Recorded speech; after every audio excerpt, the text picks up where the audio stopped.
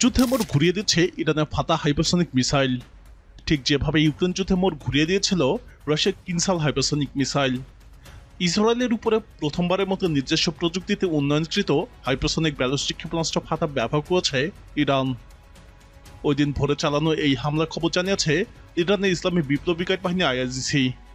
তারা জানায় ইসরায়েলে বহু স্তর বিশিষ্ট আকাশ প্রতিরক্ষা ব্যবস্থা ভেদ করতে সক্ষম হয়েছে মার্ক 13 গতির এই অত্যাধুনিক ক্ষেপণাস্ত্র। অপারেশন ট্রু প্রমিস 3-র অংশ হিসেবে এটি ছিল ইরানের একাদশ দফায় পাল্টা হামলা। এর আগে 13 জুন ইসরায়েল ইরানের সামরিক এবং বেসামরিক স্থাপনার উপর ব্যাপক বিমান হামলা চালালে পাল্টা হামলা শুরু করে ইরান। এরপর থেকে উভয় দেশের মধ্যে একাধিক পাল্টাপাল্টি হামলা চলছে। IRGC দাবি করেছে ফাতাহ ক্ষেপণাস্ত্র ব্যবহারের মধ্য দিয়ে ইসরায়েলের কাল্পনিক ক্ষেপণাস্ত্র প্রতিরক্ষার অবসান শুরু হয়েছে। বাহিনীর বিবৃতিতে বলা হয়, শক্তিশালী এবং অত্যন্ত কৌশলপূর্ণ ফাতাহ ক্ষেপণাস্ত্র হামলার রাতে ভীত চায়নিস্টদের আশ্রয় কেন্দ্রগুলো বারবার কাঁপিয়ে দিয়েছে। তেল আবিবের যুদ্ধবাজ মিত্রদের উদ্দেশ্যে এটি ইরানের শক্তির স্পষ্ট বার্তা, যারা এখনো বিভ্রম এবং ভ্রান্ত ধারণায় বাস করছে। 2023 সালের জন্য উন্মোচিত এই ক্ষেপণাস্ত্রের পাল্লা 1400 কিলোমিটার। ইরানের সূত্র মতে এটি একটি হাইপারসনিক গ্লাইড ভেহিকল বা HGV বহন করে মার্ক 13 থেকে 15 পর্যন্ত চূড়ান্ত গতিতে পৌঁছাতে সক্ষম।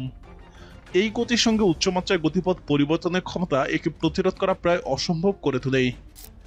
বিশ্বে প্রথম রাশিয়া এ ধরনের গ্লাইড ভেহিকল যুদ্ধক্ষেত্রে ব্যবহার করে।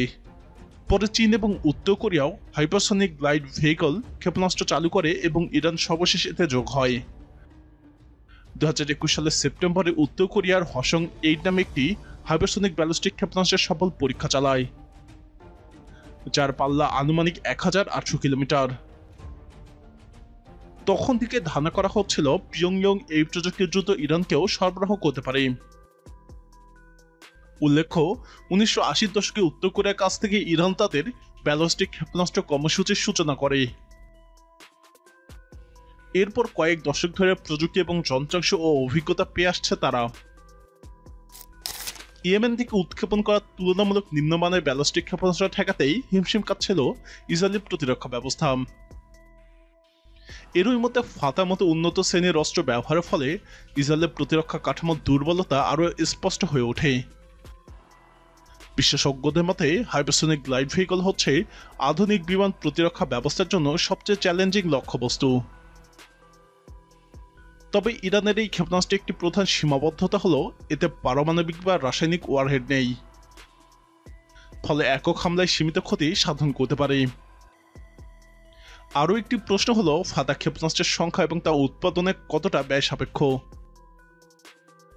এই ক্ষেপণাস্ত্র ব্যবহার একটি কৌশল হতে পারে ইসরায়েলের বিমান প্রতিরক্ষা ব্যবস্থায় গুরুত্বপূর্ণ স্থাপনা লক্ষ্য করে আঘাত হানা।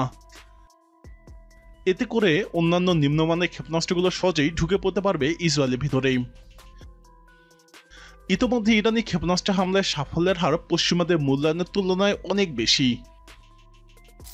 এবং ইসরায়েলি আকাশ প্রতিরক্ষার অস্ত্রের মজুদ ধীরে ধীরে ফুরিয়ে যাওয়ায় এই সাফল্যের হার আরও বাড়তে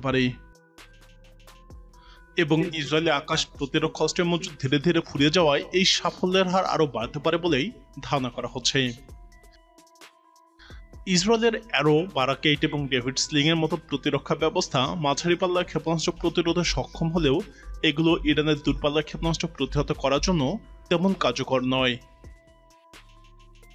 আমেরিকার সেনাবাহিনীর ঠার এবং ইসরায়েল ঘেঁষে অবস্থানরত আমেরিকান নৌবাহিনীর এজিস ডেস্ট্রয়ার থেকে আংশিক সহায়তা পেলেও তা যথেষ্ট নয়।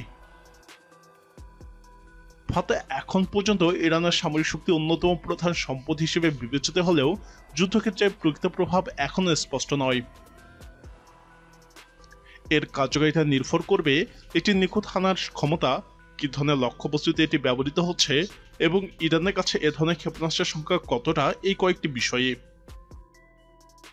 যদি ইরান সত্যি উল্লেখযোগ্য সংখ্যক ফাতাহ ক্ষেপণাস্ত্র সংগ্রহ করে থাকে এবং এর ঘোষিত সক্ষমতা অনুযায়ী এটি কার্যকর হয়, তবে কেবল চলমান যুদ্ধেই নয়, সারা বিশ্বে ক্ষেপণাস্ত্র প্রতিরক্ষা ব্যবস্থার উপযোগিতা নিয়েও দৃষ্টিভঙ্গির আমূল পরিবর্তন আনতে পারে।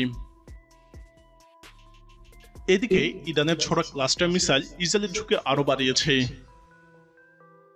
ইরান সকালে ইসরায়েলের দিকে ক্লাস্টার মিসাইল নিক্ষেপ করার দেশটির যুদ্ধায়ন বিশেষজ্ঞদের মধ্যে উদ্বেগ দেখা দিয়েছে।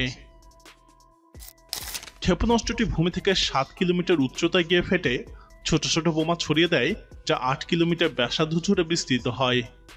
2008 সালে আয়ারল্যান্ডের ডাবলিনের কনভেনশন অফ ক্লাস্টার মিউনিশনস নামক এক আন্তর্জাতিক চুক্তিতে প্রায় 100টি দেশ এই ধরনের অস্ত্র নিষিদ্ধ করে। ইসরায়েল, রাশিয়া, চীন এবং আমেরিকা এতে স্বাক্ষর করেনি। ইসরায়েল সর্বশেষ ক্লাস্টার মিসাইল ব্যবহার করেছিল 2006 সালে লেবানন যুদ্ধে। সে সময় দেশটির সেনাবাহিনী দাবি করেছিল নির্দিষ্ট কিছু লক্ষ্যবস্তু ধ্বংসে এটি সবচেয়ে কার্যকর পদ্ধতি। যুদ্ধ পরবর্তী সময়ে আন্তর্জাতিক সংস্থাগুলো ইসরায়েলের বিরুদ্ধে আইন লঙ্ঘনের অভিযোগ তোলে। তবে সে সময় আইডিএফ এর সামরিক আইন উপদেষ্টা অ্যাচিভাই মেন্ডেল দাবি করেন অস্ত্রটি আন্তর্জাতিক আইন মেনেই ব্যবহার করা হয়েছে। ক্লাস্টার মিসাইল বিতর্কিত হওয়ার প্রধান কারণ এর বিস্তৃত ধ্বংস ক্ষমতা, যা বেসামরিক নাগরিকদের জন্য বিশেষ ঝুঁকি তৈরি করে। এটি সুনির্দিষ্ট লক্ষ্যবস্তুতে নয়, বরং বিস্তৃত এলাকায় আঘাত আনতে ব্যবহৃত হয়। এ কারণেই জনবহুল এলাকায় ইরানি ক্লাস্টার মিসাইল হামলায় ইসরায়েলের তীব্র প্রতিক্রিয়ার জন্ম দেয়। তেল আবিবের institute for national security studies INSS এর গবেষক ডক্টর ইয়োশুয়া ক্যাসলিনস্কি বলেন, ক্লাস্টার মিসাইল আটকানো কঠিন নয়, বরং চালিত ব্যালিস্টিক মিসাইলের ভিন্নতা আসল চ্যালেঞ্জ। তিনি ব্যাখ্যা করেন, ব্যালিস্টিক মিসাইল নির্দিষ্ট পথে চলে এবং সহজে আটকানো যায়। চালিত মিসাইল মাঝপথে দিয়ে বদলে দেয়, যা বাধা দেওয়া কঠিন হয়ে পড়ে। কালেস্কি জানান, ক্লাস্টার মিসাইল বহু ছোট বোমা ছাড়িয়ে দেয়, যেগুলোর ওজন 1 থেকে 2 কেজি হয় এবং এগুলো ছুড়ে বিস্ফোরিত হতে পারে।